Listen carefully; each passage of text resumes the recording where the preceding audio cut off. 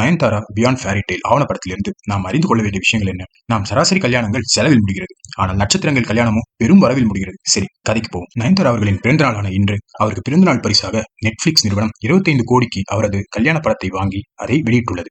என்னதான் பாலிவுட் நட்சத்திரங்கள் அவரவர்கள் கல்யாணத்தை 100 கோடி வரை விற்பனை செய்தாலும் தமிழ்நாட்டில் அதிக விலைக்கு விற்று போன கல்யாணம் நமது நயன்தாரா விக்னேஷ் சிவன் அவர்களின் கல்யாணம் தான். அந்த பெருமை அவர்களே சேரும். அந்த ஆவணப்படத்தில் நயன்தாராவின் டிரான்ஸ்ஃபர்மேஷன் ஜேர்னி என்று சொல்லப்படுகிற பயணம் தான் கதை. படத்தில் அவரை பற்றி பல சினிமா பிரபலங்களான உபேந்திரா, நாகார்ஜுனா, ராணா தகுபதி, அட்லி, பார்வதி, தமனா போன்றவர்கள் பேசியுள்ளனர். Warrior, royal look, fighter, queen, darling என்று பல அடைமொழிகள் கொண்டு நட்சத்திரங்களை அவரை செல்லமாக அழைத்துள்ளனர். உண்மையில் பின்னோக்கி பார்த்தால் அனைத்து மனிதருமே மேல் சொன்ன வார்த்தைகளுக்கு பொருத்தமானவர்கள் தான். நயன்தாரா விக்னேஷ் சிவன் அவர்களின் கல்யாணத்திற்கு வெட்டிங் பிளானராக அல்டேர் நிறுவனம் செயல்பட்டுள்ளது. இந்நிறுவனம் சோனாக்ஷி சின்ஹா, கீரா அத்வானி, ஃபர்ஹான் அக்தர் ஆகியோர்களின் கல்யாணத்தையும் நடத்தியுள்ளது என்பது குறிப்பிடத்தக்கது. இது போன்ற நட்சத்திரங்களின் கல்யாணம் மற்றும் அதன் ஆவணப்படங்கள் பெரும் விலைக்கு விற்கப்படுகிறது. ஆனால் இது போன்ற படங்கள் மக்களிடத்தில் ஏதோ ஒரு விதமான ஃபேண்டசி உணர்வை உண்டாக்கி அவர்களை உளவியல் சிக்கலில் சிக்க வைக்குமா? உங்க ஒப்பீனியன்ஸை கமெண்ட்ஸ்ல பதிவு பண்ணுங்க. நன்றி.